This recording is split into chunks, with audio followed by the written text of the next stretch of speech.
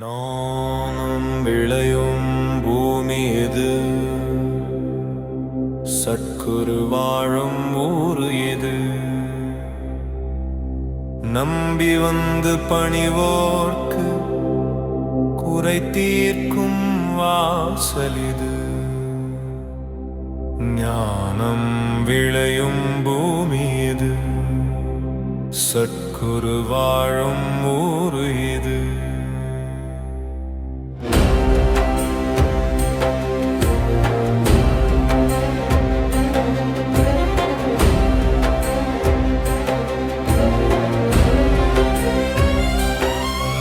அவர் திருப்பாதம் பற்றி இருக்க நன்மைகள் தேடி வரும். அவர் திருப்புகழை நிதம்பாட நல்லதேதான் நடக்கும். ஞானம் விளையும் பூமி இது, சற்குரு வாழும் ஊர் இது. ஒற்றை சொல் வார்த்தையிலே 1000 அர்த்தம் இருக்கும். குருவின் வார்த்தை கேட்டாலே பாவம் பறந்தோடிவிடும். ஞானம் விளையும் பூமி இது, சற்குரு வாழும் ஊர் இது. சற்குரு வாழும் ஊர் இது. சற்குரு வாழும் ஊர் இது.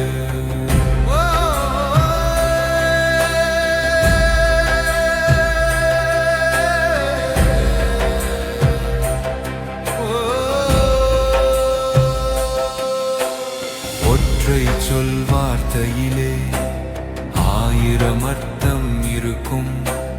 குருவின் வார்த்தை கேட்டாலே பாவம் பறந்தோடிவிடும். ஞானம் விளையும் பூமி இது, சற்குரு வாழும் ஊர் இது. சற்குரு பார்வை பட்டாலே எவ்வுயிரும் எழுச்சி பெறும். அவர் திருப்பணி செய்தாலே பிறவியின் பலன் கிடைக்கும். ஞானம் விளையும் பூமி இது, சற்குரு வாழும் ஊர் இது. உலகோரின் கணக்கெல்லாம் தோற்று போய்விடுமே. சற்குருவின் கணக்கு மட்டும் வெற்றியை தந்திடுமே. ஞானம் விளையும் பூமி இது, சற்குரு வாழும் ஊர் இது. அதிசயம் பல செய்வார், அமைதியாய் அவர் இருந்து ஆணவ மலம் அழிப்பார், உண்மையை உணர வைத்து. ஞானம் விளையும் பூமி இது, சற்குரு வாழும் ஊர் இது. விழிப்புடன் இருந்தாலே நல்லதொரு வழி சொல்வார். குறுநகை சிரிப்பினிலே விதியினையும் மாற்றிடுவார். ஞானம் விளையும் பூமி இது, சற்குரு வாழும் ஊர் இது.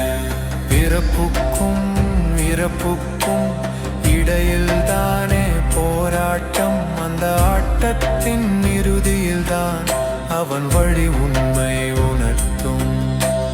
ஞானம் விளையும் பூமி இது, சற்குரு வாழும் ஊர் இது. சொந்தம் பந்தம் யாவும் நிழலாட்டம் தானே, நிம்மதி தரும் நிழலோ